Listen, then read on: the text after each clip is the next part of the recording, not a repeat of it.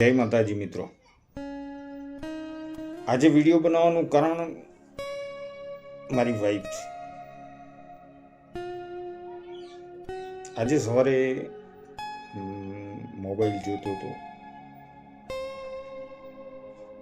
એટલે મારા વાઈફ આવે ચા લઈને મને કે કેટલા વર્ષથી તમે મોબાઈલ વાપરો છો? મેં 2016થી વાપરું છું. મને કે મોબાઈલ જોઈને શું કરો છો? મેં બસ લોકોને જોઉં છું ફોલોવર કેટલા છે, કેવી રીતે વિડીયો બનાવે છે, એડિટિંગ કેવી રીતે કરે છે, ફેસબુકમાં ગાઈડલાઈન કેવી છે,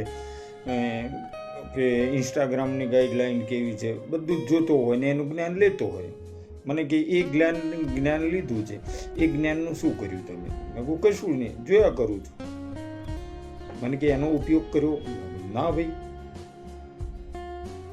તો તમારે જે જ્ઞાનનો તમે લો છો એનો ઉપયોગ નથી કરી શકતા તો પછી એની પાછળ ટાઈમ વેસ્ટ કરવાનો ક્યાં જરૂર છે?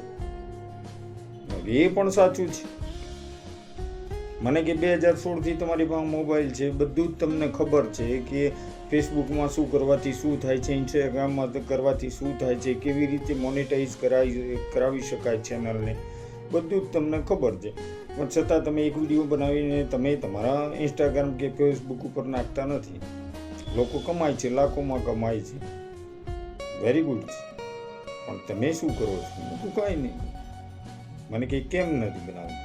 ભાઈ મને કેમેરામાં આવવામાં શરમ લાગે છે. મને કે તો જો શરમ લાગતી હોય તો તમારે આ બધું જાણકારી જ્ઞાન આ બધું કરવાની જરૂરત નથી.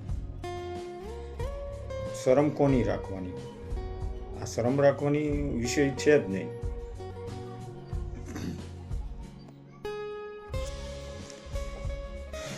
અને એ વાત સાચી છે કે સાલું 2016થી મોબાઈલ જોઉં છું, દરેક ચીજનું મને જ્ઞાન છે, જાણકારી છે, અને છતાં હું કશું જ કરી શકતો નથી. હું લોકોને કહું છું કે તમે આમ કરો તો આનું આમ થશે, તેમ થશે, અને હું પોતે કંઈ કરી શકતો નથી. કેમ કે કેમેરા સામે આવવાનો ડર લાગે છે.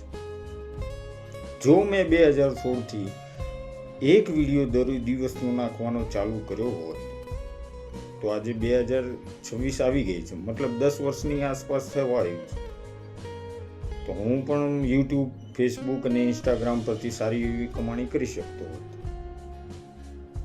કરવાનું છું જ કશું જ નહીં, જ્ઞાન બધું જ છે. અને આ તો ગુજરાતની જનતા છે યાર. તમે આમ કરીને બોલો એટલે ફટ લઈને વાયરલ. ના જોવું હોય જોજો, આપણો આ પહેલો વિડીયો છે અને આપણી ગેરંટી છે કે આ પ્રવીણ કાકાને વાયરલ કરી દીધા. આજે તૈયારીમાં કરી દીધા. લ્યો, કોઈ નહીં કશું કહેવાની જરૂર નહીં. કાલથી બધાની કોમેન્ટ આવી જશે પ્રવીણ કાકા બરોબર મસ્ત વિડીયો બનાવ્યો, મજા આવી ગઈ યાર, ફરી એકવાર ફરી આવો વિડીયો બનાવજો, જોજો. આ ચોક્કસ કઈ છે, બધા જ કોમેન્ટ કરશે. આ ગુજરાતની જનતાને માનો છો તમે યાર, પણ તમારામાં હિંમત હોવી જોઈએ યાર.